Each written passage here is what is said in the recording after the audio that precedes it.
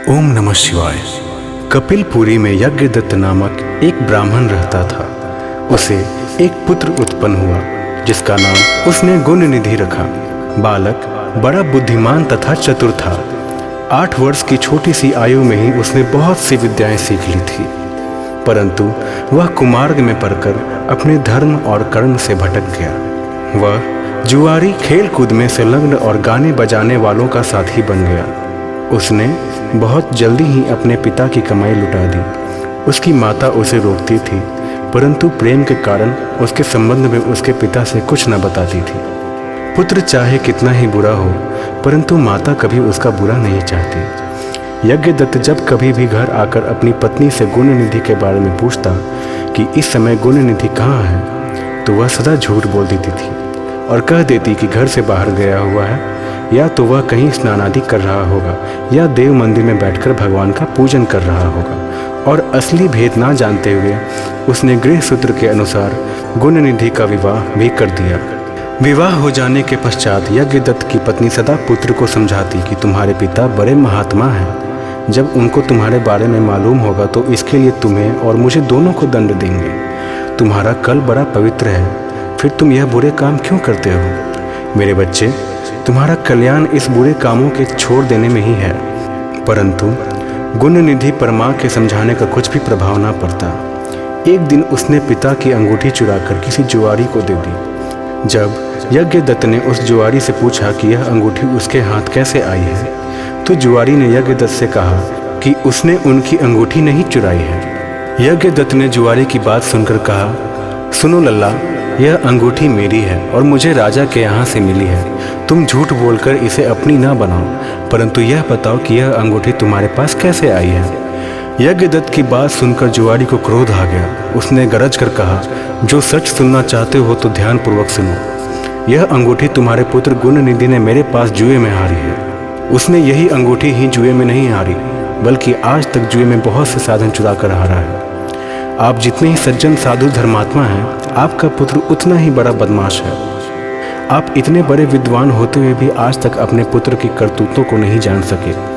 जुआरी की बात सुनकर यज्ञदत्त का मानो लज्जा से बुरा हाल हो गया। वह मारे लज्जा के मुंह बाएं हुए तथा सिर झुकाए हुए अपने घर पहुंचा और घर आने के साथ ही अपनी पत्नी से पूछा कि गुणनिधि कहाँ है और वह अंगूठी कहाँ है जो कि उस दिन तूने उबटता करते मेरे हाथ से ले ली थी। यज्ञदत्त की बात सुनकर उसकी पत्नी ने उत्तर दिया, वह अंगूठी मैंने यही कहीं रख दी थी, अब मुझे याद नहीं आ रहा है कि कहाँ रखी थी। स्त्री की बात सुनकर यज्ञदत्त ने कहा, तुम झूठी हो। जब कभी मैंने तुमसे गुणनिधि के बारे में पूछा है, तुमने मुझे बात बनाकर टालने की कोशिश की है।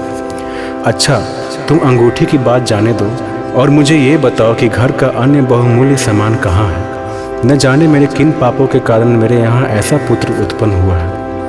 फिर जब उसने घर का दूसरा कीमती सामान देखा तो मालूम हुआ कि सभी बहुमूल्य वस्तुएं गायब थी। तब यज्ञदत्त ने हाथ में जल लेकर पत्नी और पुत्र को तिलांजलि दे दी और एक ब्राह्मण की कन्या के साथ अपना दूसरा विवाह भी कर लिया। जब गुणनिधि को मालूम हुआ कि उसके पिता पर सारा भेद खुल गया है और उसे और उसकी माँ को तिलांजलि दे दी है, तो उसको बड़ा दुख हुआ। वह अपनी करनी पर पछताने लगा। वह भूखा प्यासा एक शिव मंदिर के पास आकर बैठ गया। उस दिन शिवरात्रि का व्रत था। लोगों ने शिव का पूजन किया, फिर तरह तरह के पकवान तथा खाद्य सामग्री ऊपर चढ़ाई। जब लोग भगवान का पूजन आदि करके मंदिर में ही सो गए, तो गुणनिधि ने मंदिर के भीतर प्रवेश किया और खाने पीने का सामान उठाकर बाहर की ओर भागा। मगर चलते चलते उसके पैर एक सोते हुए शिव भक्त से टकरा गए। फिर क्या था, उस भक्त ने चोर चोर का शब्द सुनकर सभी लोग जाग उठे और दौड़ते हुए गुणनिधि का पीछा किया। बहुत से नागरिक भी उन भक्तों के साथ मिल गए। अंत में उन लोगों ने दौड़ते हुए गुणनिधि को पकड़ा और सब ने मिलकर उसको ऐसा मारा कि वह मर गया। उसके मरने के साथ ही यमदूतों ने आकर उसे घेर लिया और निर्दयता पूर्वक उसे मारने लगे। उधर भगवान सदा शिव ने अपने गणों से कहा, गुणनिधि बड़ा पापी, दुराचारी और कुकर्मी है। फिर भी उसने शिवरात्रि का व्रत रखकर जागरण किया, हमारे पूजन को देखा है, हमारे दर्शन किए हैं। दीपक से लिंग के शरीर पर गिरती हुई छाया को इसने निवारण किया है। रात्रि में अपना वस्त्र फाड़कर उसमें बत्ती डाली है। प्रसंगवश इसने हमारे गुणों का श्रवण किया है तथा ऐसे ही और धर्म कार्य किए हैं। अतः वह हमारे लोक को आएगा। उसके पश्चात वह कलिंग देश राजा होगा। तुम लोग वहाँ जाकर गुण निधि को यमदूतों के बंधन से मुक्त करो, क्योंकि हमने उसे अपना लिया है। अतएव भगवान श्री सदाशिव की आज्ञा पाकर विमान पर बैठकर शूलधारी उसके पार्षद भी घटनास्थल पर पहुँचे और बोले, यमराज के गणों, तुम अब इस परम धर्मात्मा ब्राह्मण को छोड़ दो, क्योंकि अब इसमें कोई पाप शेष नहीं रहा।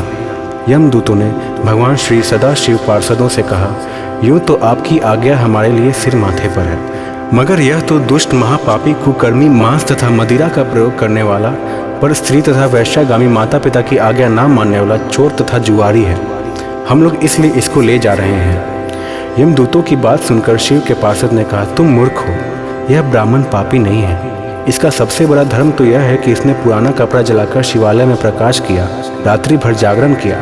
स्थिर चित्त से शिवालय के द्वार पर बैठकर इसने भगवान श्री सदाशिव के पूजन को देखा और हरि कीर्तन को सुना। इसलिए भगवान श्री सदाशिव की इच्छा अनुसार यह राजा बनाया जाएगा। और इस प्रकार कहने के पश्चात भगवान श्री सदाशिव के पार्षद गुण निधि को अपने साथ ले गए। यमदूतों से मुक्ति पाकर गुण निधि भगवान श्री सदाशिव के पार्षद के साथ विमान पर चढ़कर शिवलोक आ गया।